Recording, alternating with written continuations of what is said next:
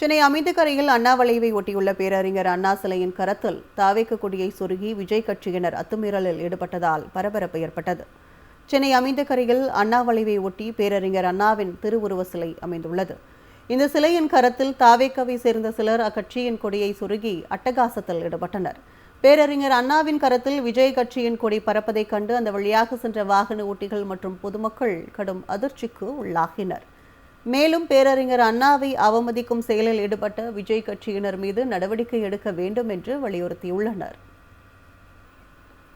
சென்னை அமைந்தகரையில் அண்ணா வளைவை ஒட்டியுள்ள பேரறிஞர் அண்ணா சிலையின் கரத்தில் தாவேக்கு கொடியை சொருகி விஜய் கட்சியினர் அத்துமீறலில் ஈடுபட்டதால் பரபரப்பு ஏற்பட்டது. சென்னை அமைந்தகரையில் அண்ணா வளைவை ஒட்டி பேரறிஞர் அண்ணாவின் திருவுருவ சிலை அமைந்துள்ளது.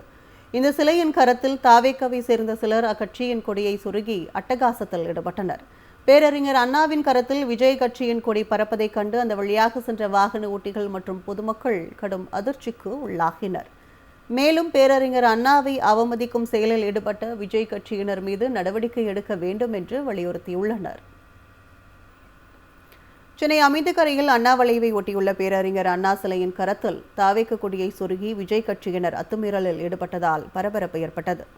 சென்னை அமைந்தகரையில் அண்ணா வளைவை ஒட்டி பேரறிஞர் அண்ணாவின் திருவுருவ சிலை அமைந்துள்ளது. இந்த சிலையின் கரத்தில் தாவேக்காவை சேர்ந்த சிலர் அக்கட்சியின் கொடியை சொருகி அட்டகாசத்தில் ஈடுபட்டனர். பேரறிஞர் அண்ணாவின் கரத்தில் விஜய் கட்சியின் கொடி பறப்பதைக் கண்டு அந்த வழியாக சென்ற வாகன ஓட்டிகள் மற்றும் பொதுமக்கள் கடும் அதிர்ச்சிக்கு உள்ளாகினர். மேலும் பேரறிஞர் அண்ணாவை அவமதிக்கும் செயலில் ஈடுபட்ட விஜய் கட்சியினர் மீது நடவடிக்கை எடுக்க வேண்டும் என்று வலியுறுத்தியுள்ளனர்.